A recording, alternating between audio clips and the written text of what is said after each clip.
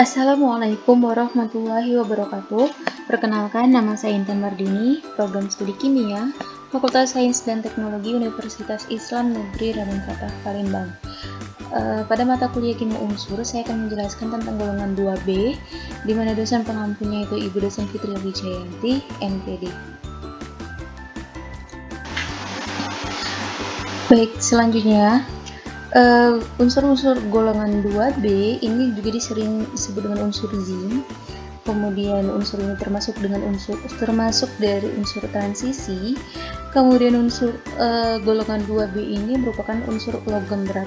Adapun unsur-unsur golongan 2B di sini ada zinc, kemudian ada kadmium, terus ada merkuri.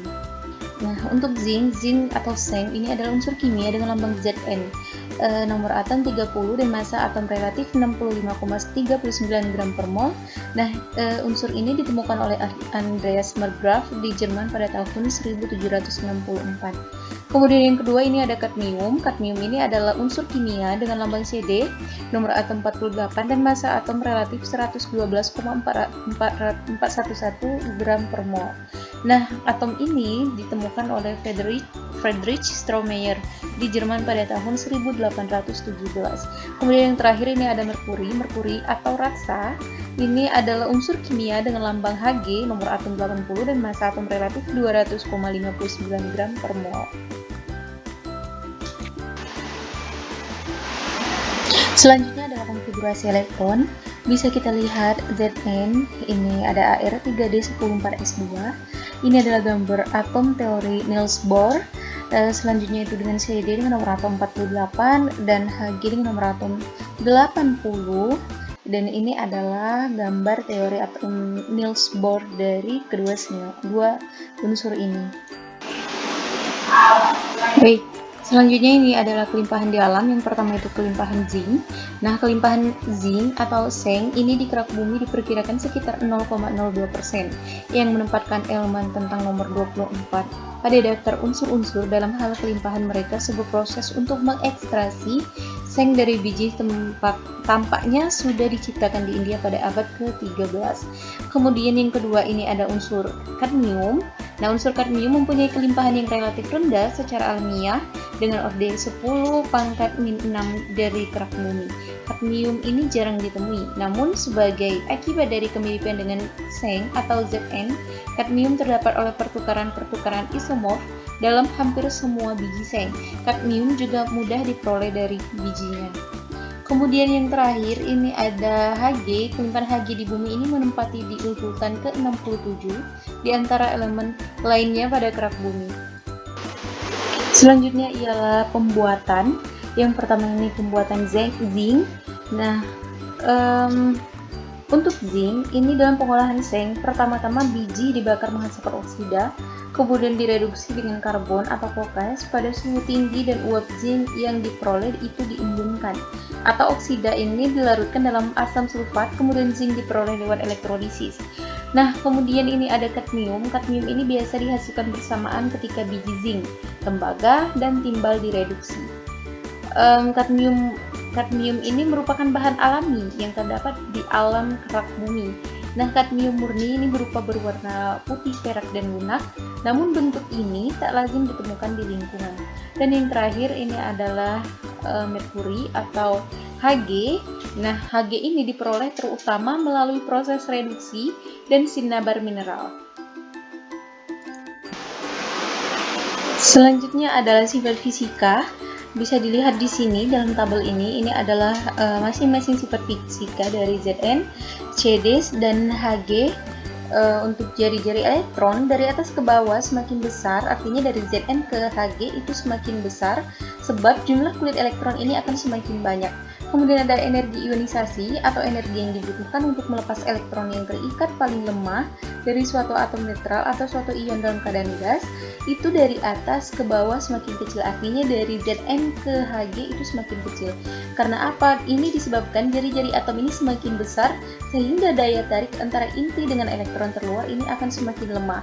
Kemudian ada titik leleh atau MP dan titik didih atau BP. Dari atas ke bawah semakin kecil, artinya dari Zn ke Hg itu semakin kecil. Ini dikarenakan energi kohesi atau energi tarik-menarik atom yang satu dengan lain-lainnya itu semakin kecil, sehingga diperlukan suhu yang rendah untuk memutuskan ikatan antar atom. Selanjutnya adalah sifat kimia dan reaksi kimia. Untuk sifat kimia dari Zn, Zn itu tidak dapat ditarik oleh magnet atau dia magnetik sebab semua elektronnya itu telah berpasangan dengan struktur kristal heksagonal. Kemudian zinc ini bisa bereaksi dengan udara, kemudian bisa bereaksi dengan halogen, bisa bereaksi dengan asam, kemudian bisa bereaksi dengan basa. Kemudian ada kadmium. Nah, kadmium ini memiliki sifat yang serupa dengan zinc, kecuali cenderung membentuk kompleks. Kadmium ini sangat beracun meskipun dalam konsentrasi rendah. Nah, ia juga bisa bereaksi dengan udara, bereaksi dengan halogen, bereaksi dengan asam, bereaksi dengan basa. Kemudian yang terakhir ini adalah Hg atau merkuri. Hg ini tidak dapat ditarik oleh magnet atau dia magnetik. Ini dikarenakan semua elektronnya itu telah berpasangan. Unsur Hg kurang reaktif dibandingkan zinc dan kadmium dan tidak dapat menggantikan hidrogen dari asamnya. Namun, merkuri mampu mengkorosi aluminium dengan cepat sehingga pengangkutan dengan pesawat itu dibatasi. Dan sita raksa yang tinggi menyebabkan benda-benda seperti bola biliar menjadi terapung jika diletakkan di dalam cairan raksa hanya dengan 20% volume terendam. Nah, sifat yang tak lazim dari Hg ini adalah dapat membentuk senyawa merkuri 1 yang mengandung ion Hg22+, dan senyawa merkuri 2 yang mengandung ion Hg2+. Merkuri juga membentuk sejumlah senyawa kompleks dan organomerkuri. Merkuri juga menyebabkan kerusakan jantung dan ginjal, kebutaan, cacat saat dilahirkan, serta sangat merusak bagi kehidupan air. Nah, reaksinya juga bisa bereaksi dengan udara, bisa bereaksi dengan halogen, kemudian juga bisa bereaksi dengan asam. Merkuri tidak bereaksi dengan asam non-oksidasi, tetapi bereaksi dengan asam nitrit terkonsentrasi atau asam sulfur terkonsentrasi untuk membentuk komposisi merkuri 2 dengan nitrogen atau sulfur oksida. Selanjutnya itu adalah manfaat. Yang pertama itu manfaat dari zinc. Untuk zinc ini ada banyak sekali manfaat dari zinc ya dalam bahasa sehari-hari. Seng ini juga dimaksudkan sebagai pelat seng yang digunakan sebagai bahan bangunan. Nah, dalam industri, zinc ini mempunyai arti penting. Yang pertama itu melapisi besi atau baja untuk mencegah proses karat. Kemudian yang kedua itu digunakan untuk bahan baterai. Zinc dan alinasenya digunakan untuk cetakan logam, penyembuhan listrik, dan manipulasi bubuk. Kemudian zinc ini dalam bentuk oksida digunakan untuk industri kosmetik atau mencegah kulit agar tidak kering dan tidak terbakar oleh sinar matahari.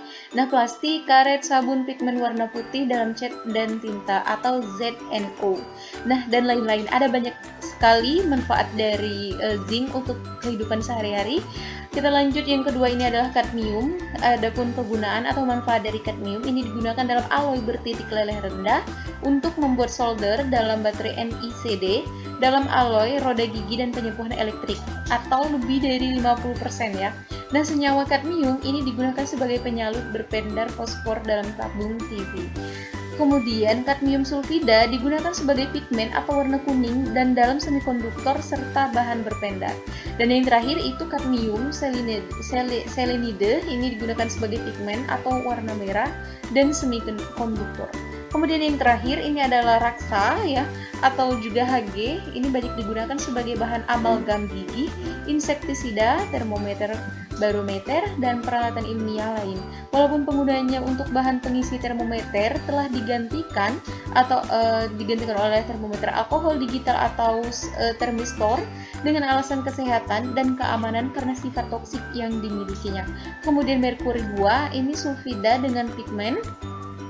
Kemudian merkuri 2 klorida digunakan dalam pembuatan senyawa merkuri lainnya. Kemudian ada merkuri 1 klorida digunakan dalam sel kalomel dan sebagai fungisida.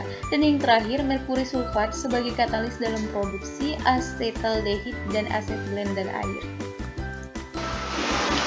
Baiklah, mungkin itu saja yang bisa saya jelaskan. Lebih dan kurangnya saya mohon maaf. Jika ada salah kata, saya mohon maaf. Kepada Allah saya mohon ampun. Semoga bermanfaat. Saya akhiri, wabillahi taufiq wal hidayah. Wassalamualaikum warahmatullahi wabarakatuh.